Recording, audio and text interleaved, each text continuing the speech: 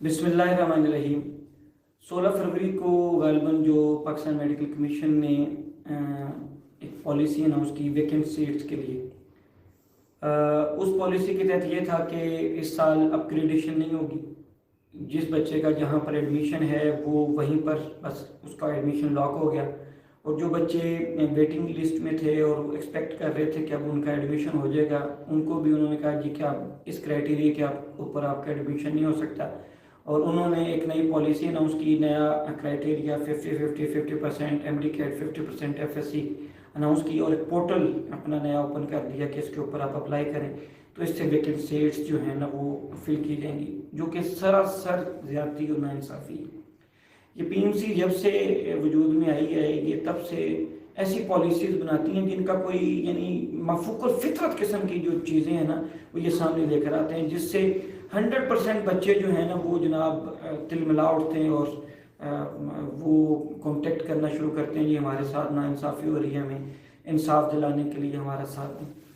तो हमेशा से ये होता आया है, जब से ये निज़ाम चल रहा है ये होता है कि हमेशा जो वैकेंट सीट्स होती हैं वो बच्चे जो नीचे वाले मेरिट वाले हैं वो ऊपर आते जाते हैं, अपग्रेडेशन होती है और उसके ज़रिए जनाब उनके एडमिशन हो जाते थे, कभी भी कोई इशू नहीं होता था।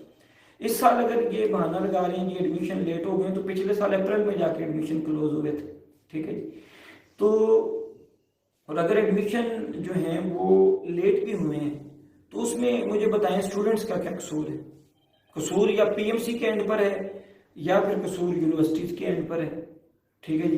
तो इसमें स्टूडेंट्स का तो कोई कसूर नहीं, तो होना वही चाहिए था जैसे हमेशा से होता है, एक प्रॉपर तरीके से अपग्रेडेशन हो और उसके तहत आगे निज़ाम चलता है। लेकिन इन्होंने उसको फॉलो नहीं किया, एक नई पॉलिसी दे दी। और फिर मुझे बताएं ये कैसे पॉसिबल है कि एक ही सेशन के अंदर एक तरफ बच्चों का एडमिशन हो रहा है 50, 40 और 10% क्राइटेरिया के ऊपर, ठीक है जी, और उसी सेक्शन के अंदर आप 50-50 क्राइटेरिया के ऊपर यानी 50% एफएससी 50% जो है एमडीकेट के ऊपर आप एडमिशन कर देंगे, तो मतलब समझ में नहीं आने वाली बात और नाइंसाफ़ी पर मबनी बात। तो जब ये सारी सूरत हाल क्रिएट हुई तो फिर स्टूडेंट्स ने रब्ता किया और उन्होंने कहा जी कि ये हमारे साथ नाइंसाफ़ी हो रही है, आप इसके लिए आवाज़ भी उठाएं और इसको हल करने के लिए जो है ना कुछ करें। तो फिर आइन और कानून हमें इजाज़त देता है और इख्तियार देता है और अलाउ करता है कि हम एहतजाज की राह भी इख्तियार कर सकते हैं और अदालत से भी रजू कर सकते हैं। तो हमने अदालत से रजू कर लिया है इस सिलसिला में। इंशाअल्लाह कल बरोज़ मंगल 1 मार्च है, 1 मार्च को इस्लामाबाद हाई कोर्ट में जस्टिस मियां गुल हसन औरंगज़ेब साहब की अदालत के अंदर ही जो है ये पिटीशन लगेगी और कल इसकी फर्स्ट जो है वो हेयरिंग है। और मैं उम्मीद करता हूँ अदालतें अपना जो है जिम्मेदारी निभाएंगी, इंसाफ देंगी, ताकि जो हमारा अदालतों के ऊपर भरोसा और एतमाद है वो कायम रहे। इसमें बड़ी सीधी बात है, एक पॉइंट तो ये है जी कि ये एक रवायत है, अपग्रेडेशन ही होती है और दुनिया भर में ये कानून है, ये कोई अनोखा नहीं है पाकिस्तान के, यहीं पर है, हमेशा अपग्रेडेशन होती है, वैकेंट सीट्स रह जाती हैं। मुझे बताएं एक बच्चा जिसने मेडिकल कॉलेज में किसी प्राइवेट मेडिकल कॉलेज में अपनी सीट्स कोट करने के लिए दिसंबर में एडमिशन करवा लिया, तो अब अगर उसका मेरिट बन रहा है, वो ऊपर आ रहा है, ठीक है जी, और उसका मेरिट बन रहा है, तो उसको मुझे बताएं उसको क्यों वो 80 लाख या करोड़ रुपया किसी प्राइवेट मेडिकल कॉलेज को दे जी, और जाके अगर उसका मेरिट बन रहा है पब्लिक मेडिकल कॉलेज का, तो क्यों 80 लाख रुपए या 1 करोड़ रुपया किसी प्राइवेट मेडिकल कॉलेज को दे? ऐसे किसी बच्चे का एडमिशन अगर बीडीएस में हो गया है और वो आपको प्रमोट हो सकता है एमबीबीएस के अंदर और उसका मेरिट बन रहा है, सीटें खाली हैं, वो जा सकता है ऊपर, तो क्यों उसको रोका जा रहा है इस जालिमाना पॉलिसी के तहत? उनको जाना चाहिए जो उनका हक है। और फिर एक तरफ आप क्राइटेरिया यूनिवर्सिटीज ने पहले दिया था कि 50% एमडीकेट 40% एफएससी और 10% मैट्रिक, तो आप क्यों 50-50 के ऊपर ये कर रहे हैं? और ऊपर से आप कह रहे हैं कि जहाँ पे एक कॉलेज में जो लास्ट मेरिट है उससे नीचे वाले का किसी का एडमिशन नहीं होगा, और साथ ही आप जो है क्राइटेरिया चेंज कर रहे हैं। اور آپ کو بھی پتہ ہے کرائٹیریا چینج کرنے سے سیدھا فرق پڑ جاتا ہے. وہ بچے جناب جو ان سے میرٹ میں نیچے تھے اس کرائٹیریا کے ساتھ وہ اس سے اوپر چلے جائیں گے. تو یہ تو ان بچوں کے ساتھ ناانصافی ہے. پالیسی ایک رکھیں شروع میں, اگر آپ نے یہ پالیسی لے کے آنی تھی آپ شروع میں اناؤنس کریں. یہ بیچ میں پروسیس جب چل رہا ہوتا ہے اس وقت آپ کی کیوں یہ آپ کو پالیسیز یاد آ جاتی ہیں.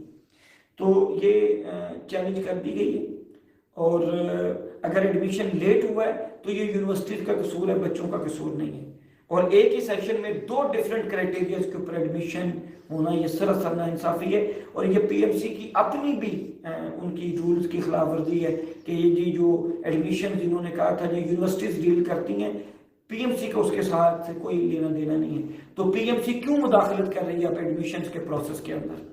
ٹھیک ہے جی. اب کے ایم یو کی بات لے لیں. کے ایم یو میں اسپیشل ایگزامز پہ بچوں نے رٹ کی ہوئی تھی. 10 فیبروری کو جا کے تو وہاں پہ ان کا سٹارٹ ہوا ہے, تو وہ کیسے وہاں پہ ود ان ڈیو ٹائم جو ہے وہ کر سکتے تھے اس کو ایڈمیشن کو کلوز. تو یہ چیزیں دیکھنے کی ہیں. ان چیزوں کو دیکھ کر ہمیں آگے بڑھنا چاہیے. اس طرح کی پالیسیز نہیں ہونی چاہیے جس سے یعنی ناانصافی ہوتی نظر آئے.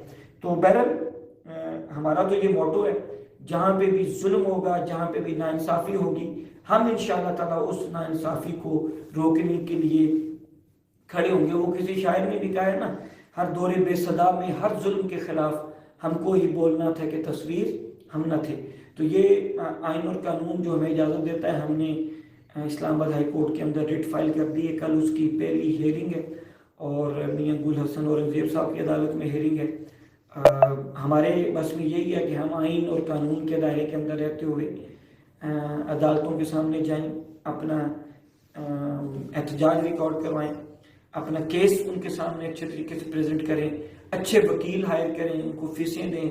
ٹھیک ہے جی. آگے پھر عدالت کے اوپر منحصر ہے کہ وہ کیا فیصلہ کرتی ہے.